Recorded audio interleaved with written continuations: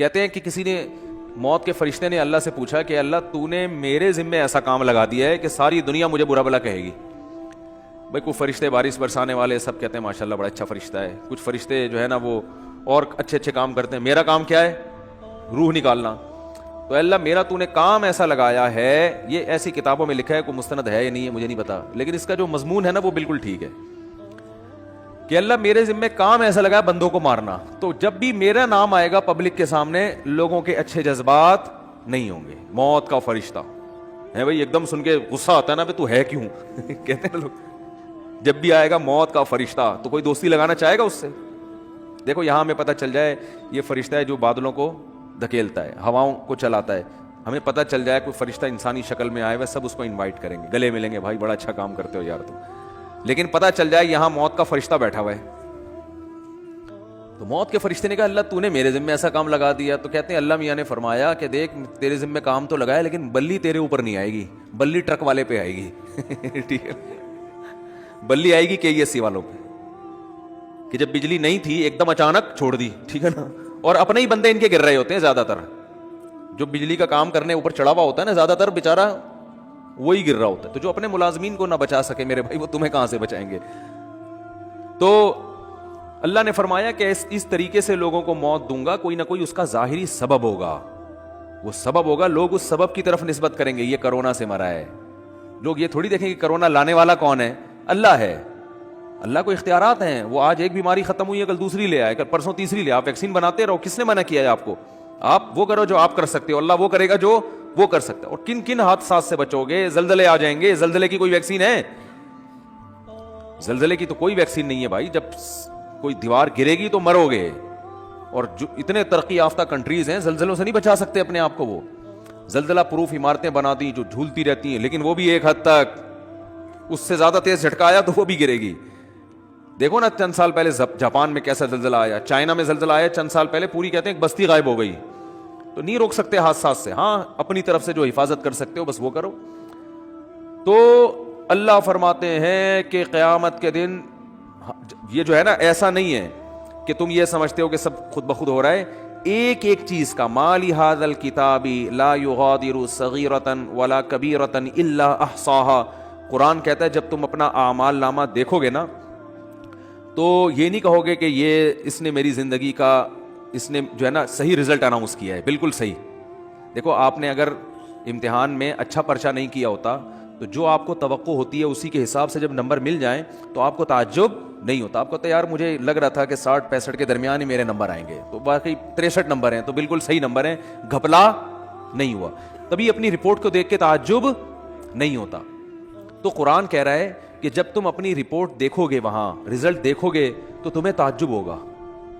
تعجب اس کا نہیں ہوگا کہ اس میں دھاندلی ہوئی ہے, نہ نہ نہ, تعجب اس پہ ہوگا کہ ہم تو یہ سمجھ رہے تھے کہ موٹی موٹی چیزیں ہماری نوٹ کی جا رہی ہیں, ایسا اعمال نامہ جس میں ایک ایک چیز لا یغادر صغیرۃ ولا کبیرۃ, میری زندگی کا کوئی ایک گوشہ جو میں نے چھپ کے معمولی سی نیکی کی ہو یا چھپ کے معمولی سا گناہ کیا ہو, اس کتاب میں وہ بھی مس نہیں ہوا ہے. یہ کیسا اللہ نے انتظام کیا ہوا تھا کہ ایک ایک حرف, ایک ایک چیز نوٹ کی جا رہی تھی. مالی ھذا الکتاب, ایسا رزلٹ تو ہم نے آج تک کسی کا نہیں دیکھا. انسان تعجب کرے گا کہ بھائی میں تو سمجھ رہا تھا کہ میں آزاد ہوں, یہاں تو ایسی گرفت ہے, اتنی گرفت ہے کہ ان وہ کیا ہے, فتکن فی صخرۃ او فی السماوات او فی الارض یاتی بہ اللہ. ایک رائی کے دانے کے برابر نیکی یا گناہ اگر کیا ہے نا, اندھیروں میں خفیہ چٹانوں کے اندر بیٹھ کر اللہ اس کو بھی کھینچ کے نکال کے لے آئے گا. ایسا انتظام ہے. دیکھو کافر کہتا ہے بالکل بھی انتظام نہیں ہے, اللہ کہتا ہے ایک ایک چیز نوٹ کی جا رہی ہے. ما یلفظ من قول الا لدیہ رقیب عتید. کیا الفاظ ہیں قرآن کے. قرآن کہتا ہے تم جو زبان سے الفاظ پھینکتے ہو نا, لفظ یلفظ کا معنی ہوتا ہے عربی میں پھینکنا. یہ وہ والا پھینکنا نہیں جو ہم کو پھینکو کہتے ہیں. یہ جو الفاظ ہم زبان سے نکالتے ہیں تو یہ نکل کے ہوا میں تحلیل ہو رہے ہیں نا. تو قرآن کہہ رہے جو کچھ زبان سے نکل کے ہوا میں جا رہا ہے یہ غائب نہیں ہو رہا. لدینا رقیب, ایک رقیب. رقیب کسے کہتے ہیں؟ نگرانی کرنے والا. جیسے کوئی خفیہ ایجنسی کا آدمی دیکھ رہا ہو, ٹریس کر رہا ہو بندہ جا کہاں رہا ہے. یہ CID والے چیک کر رہے ہوتے ہیں نا چور کو.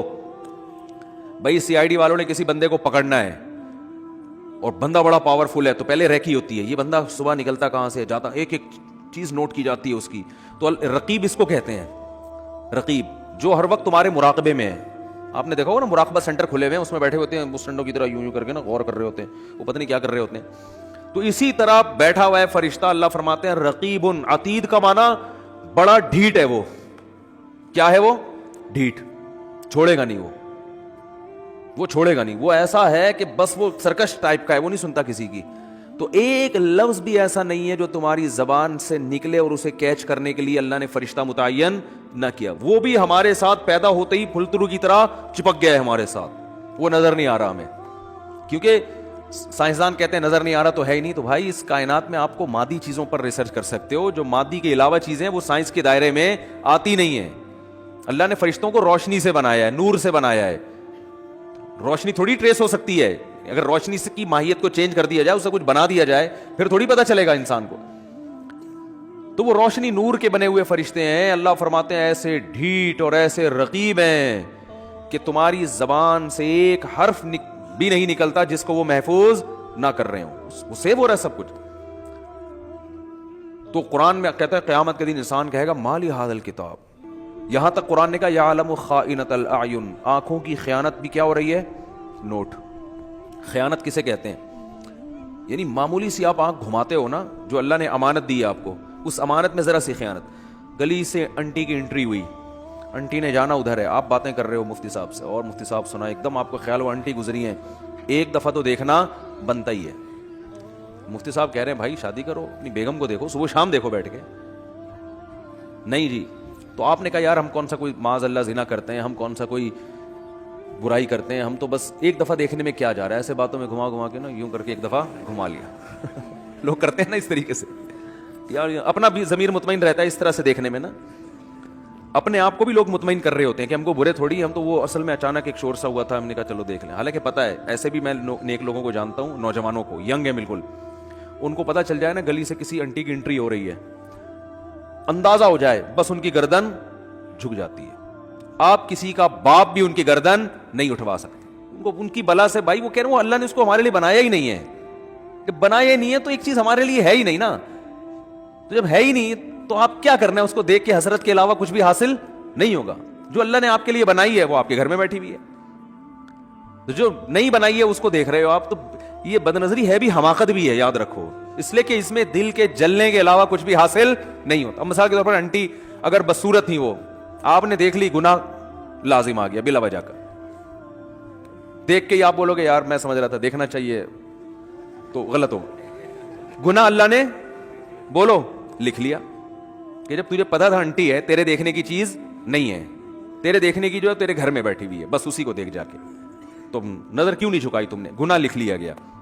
اور اگر دیکھ کے آپ کو اچھی لگی تو یہ تھوڑی کہ جو چیز آپ کو اچھی لگ رہی ہے آپ اس کے پیچھے پیچھے چلے جاؤ گھر تک, ملے گی تھوڑی, ایسے تھوڑی ملتی ہیں کس لوگوں کو انٹیاں, تو ملتی نہیں ہے, کچھ بھی نہیں ہوتا سوائے دل میں کیا پیدا ہوگی, ایک جلن, اور اپنی والی سے کے بارے میں ناشکری پیدا ہو جائے گی کہ یار یہ والی مل جاتی, وہ جو بیٹھی ہوئی ہے نا پھلترو کی طرح, جس کو مفتی صاحب نے کہا چپک گئی, واقعی پھلترو کی طرح ہی چپکی ہوئی ہے وہ, اس کو کسی طرح دائیں بائیں ہو جائے, وہ مر جائے, اللہ کرے. اس طرح ہوتا ہے نا. ایک صاحب میرے پاس آئے, مجھے کہنے لگے, ابھی چند دن پہلے کی بات ہے, ناراض نہیں ہوں گے اس لیے کہ آپ کو کیا پتا کہ ان کی بات کر رہا ہوں. کہہ رہے ہیں وہ میرے ابا نے, میری والدہ کا انتقال ہو گیا تو انہوں نے دوسری شادی کی پھر, تو کہہ رہے ہیں ہم کو بھی خیال آیا کہ ہم نے بھی دوسری کی. تو ابا نے کہا ابے میری تو مر گئی تھی تو میں نے کی, تو کیوں کر رہا ہے؟ تو کہتے ہیں میں نے کہا ابا میرا تو قصور نہیں ہے نا, وہ مر ہی نہیں رہی. مجھے اس طرح سنا رہے, ابا وہ میرا تو قصور نہیں ہے نا. خیر یہ الفاظ ان کے غلط تھے, میں اپریشیٹ نہیں کرتا ان کو. بیگم کو یہ کہنا کہ مر کیوں نہیں رہی, یہ نہیں سوچنا چاہیے. لیکن ایک نارملی میں ایک بات کر رہا ہوں کہ جب آپ رنگ برنگی دنیا میں 10 قسم کی چیزیں دیکھو گے تو اپنی والی کے بارے میں احساس کمتری کا شکار ہوگے, اس سے محبت میں کمی آئے گی, محبت میں کمی آئے گی تو آپ کو خود ہی گھر کا سکون آپ کا برباد ہوگا.